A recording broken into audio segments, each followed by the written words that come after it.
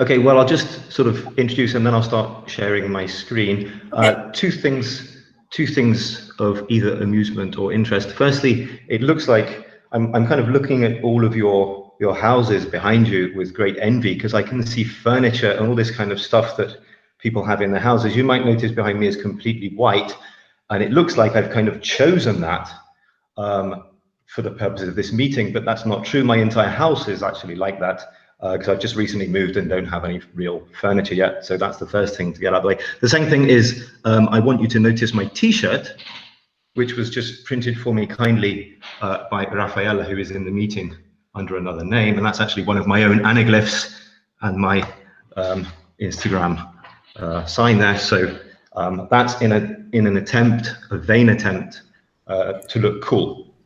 Well, that's as good as it gets. So I'm going to start presenting, and then I want to interrupt for a moment, Marcel, just to tell everyone to make sure you have your glasses, your Anaglyph glasses right now for this part. So yes, if you don't have your Anaglyph glasses, this is going to be a bit boring. I mean, it may be boring anyway, but I think without the glasses, it's almost impossible to salvage as a talk. So that's going to definitely improve things. So I recommend that you have them. And for those of you who don't have any, like if you're very new to this, we can definitely maybe get some out to you, and then you can watch the video. Yeah, I think the post isn't going to be quick enough for this talk, but you could watch it on YouTube. So I should also say I'm giving this talk on the world's slowest computer, because it was actually bought for me by my workplace, which is the stingiest organization in Western Europe. So if something goes horribly wrong and I disappear, it's just that I'm on a slow computer. I mean, so if there's a problem, it's probably that. So I'll just apologize in advance, just in case. So I'll start presenting and I'll get on with it. And hopefully that's going to work. It'll take a few seconds on this computer, of course.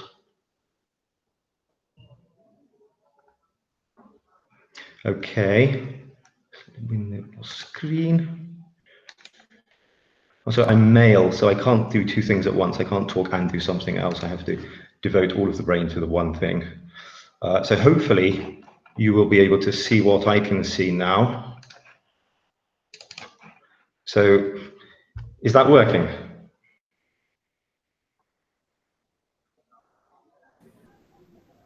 So at the moment I can hear nobody. If just one person could tell me that they can see my screen, then I will carry on. Okay? Okay, I will assume that you can hear me. I see you and hear you. Excellent, excellent, because there is a great risk that I talk for 20 minutes to myself and everybody else is chatting amongst themselves thinking, why didn't you stop? Anyway, so I'm basically going to present the stuff that I'm doing on Instagram. And the immediate dilemma that you get if you're asked to talk for 20 minutes about your stereo photos is that the quick response is, well, just look at my my work and that's kind of job done. You can see what I'm doing and that kind of explains it. So the first dilemma was to think about what on earth am I going to talk about. So I'm basically going to say two things. One is how did I get interested in this business? And the second thing is some of the problems that I've encountered in producing the stuff that you can see on Instagram. And hopefully, I expect the second part to be slightly more interesting than the first, but I just, I didn't really think I could fill out 20 minutes with the problems. It would just get too boring. So there's my Instagram view, what I look like on Instagram. So a little bit of just background. This is just my background.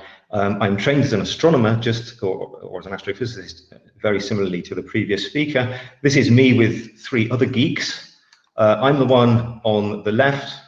You can see nicely, oh God, you can see that I'm noted for being very tall. This is in a optical telescope in Padova. So I worked for the last more than 15 years in the Astronomical Observatory in Padova. Before that, I was based in Cambridge, where I did my PhD, and we use telescopes like these. These are on Mauna Kea, Hawaii. Very interesting place, great place to visit. I've used 3 or 4 of those telescopes.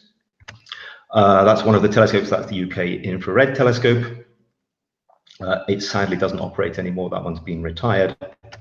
I used mostly this telescope, which is in your neck of the woods, or at least for most of you, this is the Very Large Array, or VLA, in New Mexico on the plains of San Agustin. So I was a radio astronomer, so I used that telescope a lot.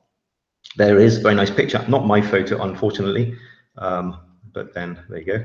And here we start the story of how I got interested. So very often when I used to go and use the telescopes, the reality of going to use telescopes nowadays is that you actually have a lot of free time when you're up on the mountain. And if you go outside and look at the night sky, it's really an amazing sight, simply because it's very dark, and they built telescopes there because the sky is so clear. I'm getting some very nasty feedback from somebody, so I assume that's a microphone turned on, so maybe try to correct that. So this is just one of my photos I took while using one of the telescopes. So I popped out with a tripod and took a picture of the Milky Way. So, you know, often that was a distraction while working. This is another picture I took of the Milky Way. Nothing really special about this, but it starts to give a flavor of the path down which I went. And the thing that makes this slightly different to most people's pictures of the Milky Way is this contains thousands of photographs, and I've mosaicked a large part of the sky to make the final result. So what you'll see is I can zoom into this a very long way. I can scroll around, and you can see an awful lot more detail than you would be able to see in just a single photograph. And that's kind of relevant to all of the stuff that I post on Instagram. There's nothing I've posted on Instagram, or nothing that I'm really doing, involves simply taking 2 photographs. I'm either presenting stuff which takes several thousand photographs to produce, or computer generated, at least on Instagram. So in that sense, it's a kind of deviation from the normal. This is just another picture I took of a comet, again, amongst the astrophotography community, nothing special. And then I started to get just a little bit more creative, just combining with other photographs. The foreground here is from a beach near where I was born in Cornwall in the UK, and I just combined it with a sky that I took in another place, just to combine an artistic view. This is a similar thing from an airplane. I just like the comparison between the city lights and the stars. So, you know, I was trying to be a bit different, be a little bit creative. At about the same time as I was messing around with this astrophotography thing, one of the visitors to the observatory in Padua was a chap that worked in NASA, who was working on asteroids, and he passed me a few lines of computer code that just took 2 photos and made a 3D image. And so my first 3D image I made was actually just with his little program. I just ran the program on a couple of photos I took, and it gave a 3D. So I immediately started playing myself, and this is a Saturn. So this is the first anaglyph. This is just an anaglyph that I made. This is made using Voyager data, and I took the map of Saturn and the map of the rings that you can freely find on the NASA site. They're freely available. And I mapped the rings and the planet onto spherical objects in a 3D rendering program. So it's rendered such that all the proportions are correct, but it isn't from a photograph, because the probe itself didn't produce images that you could easily make anaglyphs from. So that is a view of Saturn against the starry background, which is projected behind it, but it wasn't directly from an image. It's kind of using photographic data, but reconstructing the 3D picture from that data in a way that I could easily produce the 3D. Again, this is obviously, if you know anything about the solar system from kind of middle schooling, you'll know that planet Earth isn't actually very close to Jupiter. The only reason I did this was just to compare the size of Earth with the size of the Great Red Spot on Jupiter, and you can clearly see that the Great Red Spot is definitely big, about the size of the Earth. And the idea is that the Earth comes very much out of the screen and makes it a little bit more dramatic. This is as close as I've really got to just taking normal photographs and producing anaglyphs. Again, this is an anaglyph just of Verona. This is just like, this is a kilometer from my house, just an old bridge across the River Adige. This is a HDR image. So this is made up with 2 times 5 photographs. So it contains a total of 10 photographs just to make the HDR, and then I do it twice to get the 3D.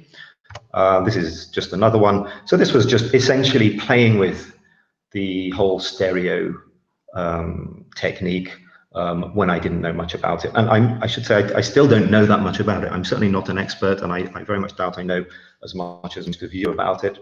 I also did some, I also produced a catalog in 3D for a jeweler here in Verona. So there's a, this is some of his jewelry that I did anaglyphs for, and there actually exists an anaglyph catalog. Those were just almost normal photos, normally a bit of image stacking to get the focus. And I played a little bit also around with fractals. This is a computer-generated fractal that's rendered in 3D. No real reason, it was just fun. And then I got on to, I would call it a distraction, but that'd be a bit of an insult. I got into photographing insects. The reasons are not interesting, but I got into that, photographing insects in great detail, for which I kind of get some special equipment. This is just one normal 2D. This isn't an anaglyph, this is just a normal 2D view. For your interest, just to orient you, the thing on the right there is a pin, and this is the exoskeleton of a mayfly that's been eaten by a spider. And there's no real interest in this. This is just here just to show you that the sort of detail that you can get if you do image stacking. So this probably has something like 1,000 photographs in. It's an image stack. It's a mosaic image stack.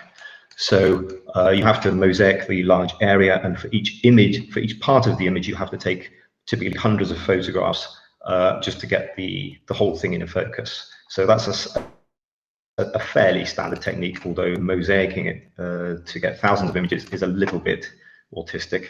And I went down this path, and that ended up with an exhibition. There was an exhibition in Verona with the Scaligeri Gallery in Verona, which is the famous photographic gallery in Verona. And that was all very nice. And there's the exhibition next to Arena, that's just Piazza Barat in Verona. If you've ever been to Verona, you might recognize it. And there's the exhibition just as it opened, and you could see lots of pictures of big beetles. And I even entered one of the pictures for the Nikon Small World competition, and I got an image of distinction, which is in the last 100. So that was all very nice, and I felt like I could say that I was able to photograph stuff under the microscope finally, which until then I had no real proof that it was working. So anyway, so I got to that point, and I kind of wanted to combine this thing of photographing little things in great detail with 3D. So the first thing I did was make an anaglyph of a beetle in 3D. So this is this image has very many thousands of images. It's about 9,000 individual photographs to build up this in 3D, and I'll zoom as far as my computer will let me. The point is that you can zoom in a very long way into this. Oh goodness me! You can zoom a long way in, and you maintain detail. This is a slightly lower resolution version, just because my computer won't open the full resolution because it's just not able to.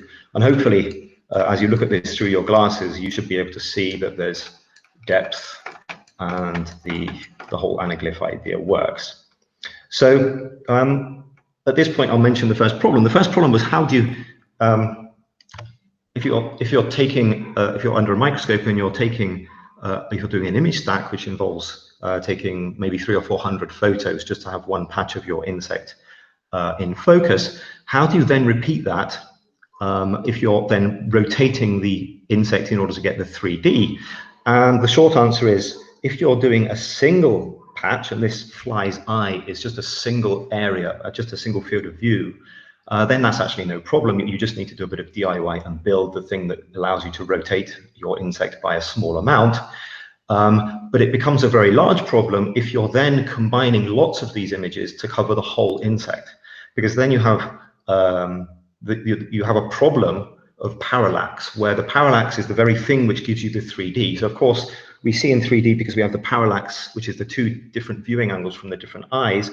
But if I want to cover the whole insect and I have to move the insect in order to cover the next part of the insect, then that parallax of that motion I don't want, and it's going to interfere with my 3D. So the big problem is how you combine the different patches of your mosaic and maintain a 3D that works over the whole image. And the short story is a big headache, and it's taken quite a lot of time to try to resolve. This is just another anaglyph of a whole fly. Again, I think this is 8,000 or 9,000 photographs, so this whole fly has been photographed twice. It's been rotated. I won't try to zoom in this. I think I have another image I can zoom in on. That's just a zoom on part of it. I think I can zoom in some way, and you should be able to see quite a lot of detail, hopefully. And that brings me on to the second problem, which is if you have images which on the screen get to about a gigapixel. So my biggest image is just under a gigapixel. That's 1,000 megapixels for the non-scientists. How do you display it in a way that demonstrates the detail that you can see in the image? And the way that I can, one of the ways is via a video, and I think I've got, yes, if I can find it, I can show you a little film. Hopefully this will work, which should demonstrate this. I'll talk while it's showing. Now, of course, if you make a video from a photograph, this may be a little slow just for the usual computer reason. You can zoom in and you can illustrate the detail by zooming into the photograph. But the problem you have is that the offset between the red and the cyan will become too much as you zoom in. So hopefully what this will show is that the red and the cyan is being shifted as the zoom changes, so that the 3D effect still works at all the different zooms. So that's technically a pain. And at the beginning of the summer, I had no idea how to do it. But during lockdown, I kind of sat down with the computer and figured out how to do it. And so now I can illustrate these very, very detailed 3D images via video, which was one sort of tricky problem that I consider resolved now. So hopefully you were able to see the 3D effect both when we were looking at the entire flight and also when it was very zoomed in, with any luck. So that's just a parallel view for those people that like parallel view. I can't parallel view freely. Actually, I need a thing. And I've almost finished. The only thing I just wanted to show, just to round things up, was just like one or two of the little videos that I have on my Instagram site, just to illustrate where this has gone. So I'll just play this one. Anyone that wants to know more about it can ask me, because I don't want to talk for much longer than I was allotted, and I'm getting close to the end of my time. This is actually a character from the game Fortnite. Any of you with children might know about the game Fortnite. It's very popular amongst teenagers. And I just wanted to see if I could do this. And what I wanted to do was just see if I could extract a character from the game and make it dance on the mobile phone. And I wanted to make it look like it was dancing on the screen of the mobile phone. So the whole idea of the on your screen 3D thing is that the mobile phone, the surface of the mobile phone becomes what used to be the stereo window. So of course, traditionally stereo, the reference frame would be the frame of the viewer, and most of the things were projected behind that, and that was the traditional way of using the frame as the field of view. I think if you're on a mobile phone, that isn't necessarily nowadays the best way to do, and also a mobile phone you can tilt away from you slightly. So this is done in such a way that the background, the floor here, is not anaglyph. The depth in the floor is there is none. It's just on the plane of the phone, and the anaglyph is done in such a way that the character looks like it's standing on top of the phone. So if you tilt the phone slightly away from you and look at this with your glasses, the idea is that it looks like the character is dancing on your screen. And it sort of works pretty well. I mean, there were very many problems in actually getting that to work. I can go on about them for as long as anybody wants to listen. This is just another one showing, this is just a fractal anaglyph. I just like these. I just think they work very nicely on the black. That's just a shape based on a fractal that you can see hopefully coming out of the screen reasonably well. And then I have one or two other ones. One I like particularly. I'll just show you one that I kind of think is cool. This one is designed to make it look like your mobile screen has just cracked. and smoke is rising out of it. So I don't think I put this. This isn't on Instagram yet, so it's like a preview. So the idea is that it's supposed to kind of. Oh, can you hear? Oh, there it is. So this is the kind of idea, that's the game. I kind of think I'm probably breaking some of the traditional rules to do this stuff, but because most of the traditional rules I didn't know in the first place, and I don't feel too bad about it. I'm going to stop presenting the screen. I could say some other things and discuss some other problems, but I think for now, it's probably better if I go back to seeing if there are any questions. I didn't have any feedback of any faces during all of that, so I have no idea if you're still awake even yet. Can you see me yet? Oops. Yes. Let's see. That was. Am I back? We're here. We saw it. Yes. It was Okay, great. That's yes. the main thing. It doesn't really matter if I'm back. On my laptop that I signed in on, it was still completely blank. So I'm hoping that it turns out okay on the recording. So what I did was I actually joined on another laptop and it was fine. So I'm not really sure why on one I did not see any of your presentation and on the other, but on the other it was great. So thank you so much. That was brilliant. And I'm sure there are questions. So I will be quiet and okay, well, I'll do my best. let some people ask questions. If there are any questions, I don't have my message thing open, so just kind of talk. I have a question. Yeah, well, okay. Wonderful, and thanks for sharing your work, and I have really enjoyed it on Instagram. This is Gordon. But a quick question about your insect macros. So when you're focus stacking, are you basically completing a focus stacked image wholly separately for the left and right views?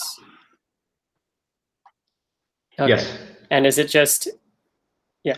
And it's, I mean, if you want the brutal truth, it's driving me crazy because to produce a 3D image of an entire insect at a magnification of ×10, which is what I use, well, ×9 actually, it takes about a week of purely photographing, and then it'll take me 2 or 3 weeks of combining everything in a way that the 3D works.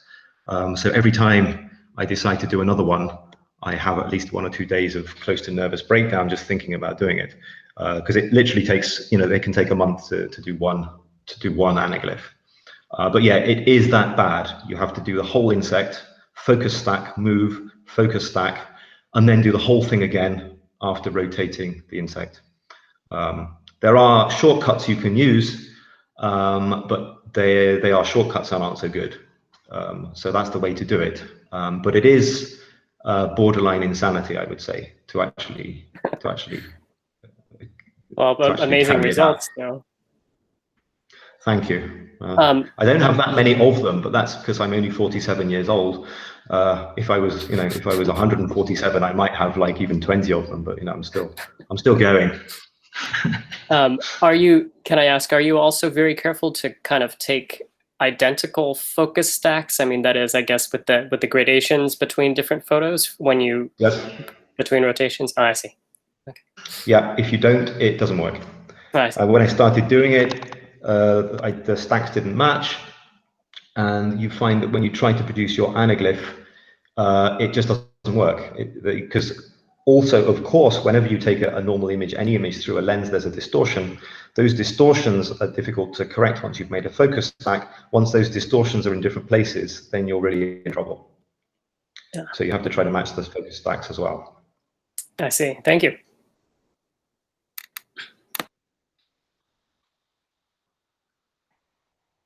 If there are any other questions, please just start talking. I'm just going to sit here like a pudding otherwise.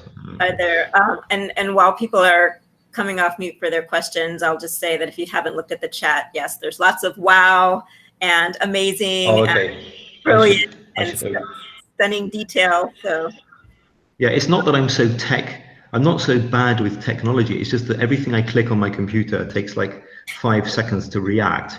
So I'm hesitant to touch anything. But yeah, I can see lots of comments that I wish I should film my screen actually and save them and put them on my CV for later reference. I'll send them to you. Okay. So let's see. So I see a question here. Marcel, are you aware about Cosmic Clouds 3D Brian May's book and its public presentation on the 23rd of September? No. And the reason is, I know Brian May has a PhD in astrophysics, actually, which is something that I didn't know he hadn't finished it until but I didn't know he'd done anything to do with 3D. The only reason I know he has anything to do with 3D is via the Instagram. And if you just see on about 1 in 3 Instagram stereo photographers quote Brian May, and I was wondering, what is this? Why? And that I saw he published a book. So I didn't know, but I will look into it, and I'd be interested to learn more about how he or what he's doing or what he has done in the stereo photography. It's a bit strange that there are 3 astronomers in this discussion Yes. that are into stereo photography. I just wonder if it's some kind of common brain defect or something. Or just it's probably just a correlation with being a nerd, I suppose. But I don't think Brian May's a nerd. Any other questions? Hopefully everyone was able to see that, but that was yeah, really fascinating. I believe that you'll have some things on Stereo Site as well.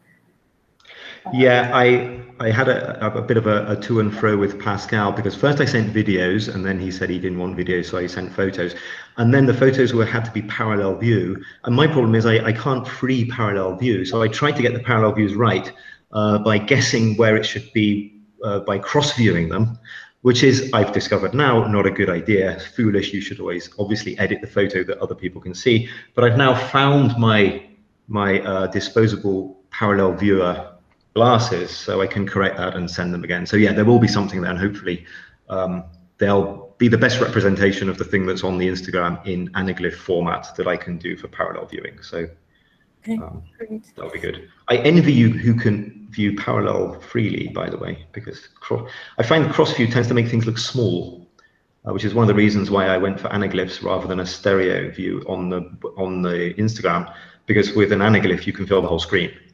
But of course, you've got the downside that nobody ever wants to pick up their 3D glasses, even if they've got them next to them, let alone actually go and find them in the drawer somewhere. So it's a drawback, but that's the decision I made just for the size of a mobile screen. Mm-hmm. I have a question for you. So some of your animated characters, like you have the girl, I think there's like a Roomba dancing character. Yeah, I should say it was harder to produce with clothes on than without clothes on. So I took some effort to make it decent, but I don't think I went far enough in making it decent. So I'll try to correct that as well. It's just one more mesh to model in the simulation if they've got clothes on. So that's my excuse anyway. Okay. Well, my question was, like, from beginning to end, like, how long does producing something like that take you? Well, if I exclude all the fact that I had no idea how to do it when I decided to do it, and that took ages. But once you know how to do it, then there's the various steps. I use many programs to first generate a mesh and then the armature. Then it goes into Blender to animate each frame. So then I have to have Blender produce the frames. Typically there'll be 200 or 300 frames that I have to do twice. Luckily, Blender has a new render engine called EV, which is much faster than Cycles. Also very good because my computer is so pathetic it could never cope with doing 200 frames under a good renderer. So it has this kind of quick and easy renderer now. The rendering I can leave overnight now. The fractals I had to leave because I did them before on an older Blender. Those were taking like 5 or 6 days to render the frames for the video. But now I can do it much quicker. But it is a bit of a pain. And then you've got the 200 or 300 frames for the left and the right. Once I've got those, then I can combine them in video editing software, and that bit is actually quite quick. But it's actually computer limited in my case. It's just the sheer computing time to render each frame of the little clip.